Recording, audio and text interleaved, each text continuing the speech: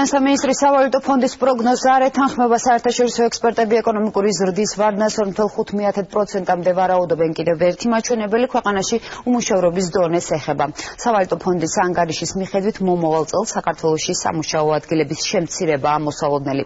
უფრო კონკრეტულად, როგორია საერთაშორისო ფინანსური ორგანიზაციის მონაცემები ქვეყნის ეკონომიკურ მაჩვენებლებთან დაკავშირებით, ამის შესახებ ეკა გაგუა ისაუბრებს. სავალუტო ფონდის დასკვნა გუშინ გამოქვეყნდა საერთაშორისო ორგანიზაციის ეკონომიკური შეფასებები კი დღეს უკვე საქართველოში დისკუსიის საგანი გახდა. სრულიად წარმოუდგენელი პროგნოზი დაიდო სავალუტო ფონდის მიერ.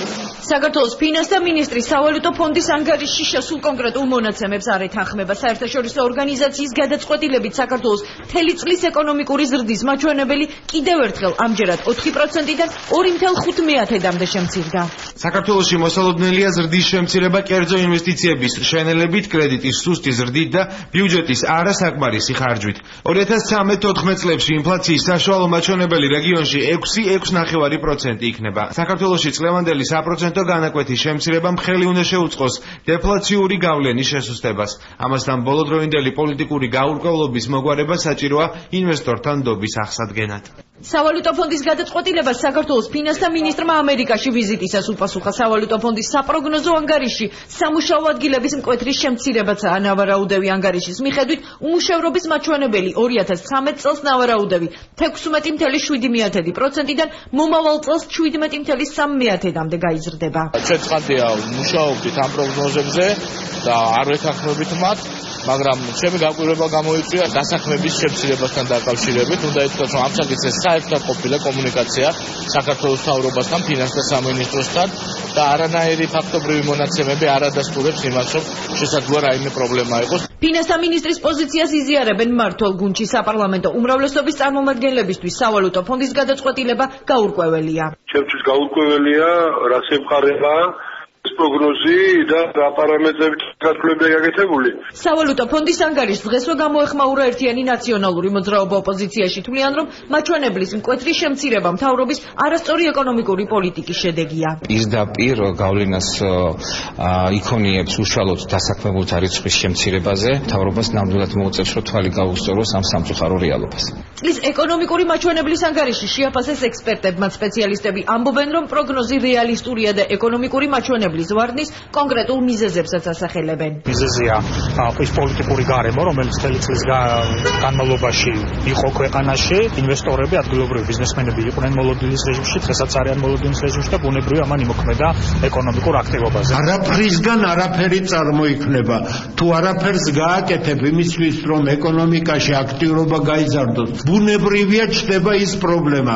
ეკონომიკური ზრდის ტემპის პროგნოზი 2.5%-ის დონეზე არის ძალიან ცუდი შედეგი. ესეთი დაბალი ეკონომიკური ზრდა საქართველოს არ ქონია ბოლო 10 წელია.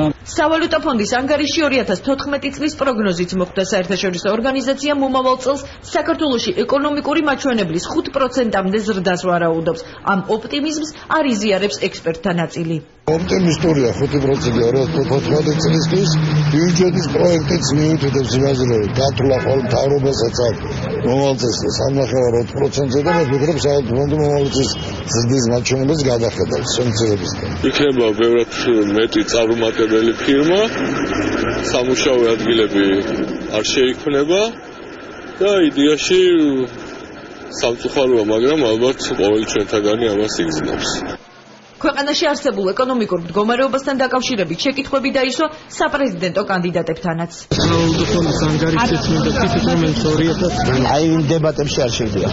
არ ვაკეთებ კომენტარს. ქართული ეკონომიკა შედის ძალიან ღრმა კრიზისის ფაზაში და კიდევ ერთხელ მიმართავ და მოუწოდებ მთავრობას გადავდგათ ადეკვატური ნაბიჯები, დავწიოთ გადასახადები, გამოვაცხადოთ ბიზნესის ამნისტია და დეკრიმინალიზაცია და უარი ვთქვათ ახალ რეგულაციებზე. წლის ეკონომიკური ზრდის მაჩვენებელი საქართველოში ბოლო თვეების განმავლობაში მეორედ დაეცა. თავდაპირველად ნავარაუდევი 6%-დან 4%-მდე ივნისში ჩამოვიდა. სტატისტიკის დეპარტამენტის ინფორმაციით შემცირდა კვარტალური და თვის მაჩვენებლებიც. დღესვე სავალუტო ფონდის მიერ გამოქვეყნებულ ანგარიშთან დაკავშირებით განცხადება გააკეთა საქართველოს პრეზიდენტმაც. ეს ასეთ კატასტროფულ სცენარად განვითარება შეიძლება საქართველოს საერთო მომავალი წაართოს ოპოზიციას და უმრავლესობას. ეს არის 2x2 4 ჩანს. ერთადერთი რეცეპტი არის ამუშავოთ ისე დიდი პროექტები. დავამთავროთ თბილისის შემოვლინსკინისა. მართლა გავაკეთოთ პორტი, ოღონდ არა მიწების სპეკულაციები და რაღაცა. მართლა გავაკეთოთ ის პორტი და შემდგომი ინფრასტრუქტურა. მართლა მივიყვანოთ ბოლომდე თეთრნუდის კურორტები, აჭარის კურორტები, წყალტუბოს კურორტი. არ გადმოიტანოთ პარლამენტი ქუთაისიდან, იმიტომ ძალიან დიდ დარტყმას მიაყენებს დასავლეთ საქართველოს ეკონომიკას.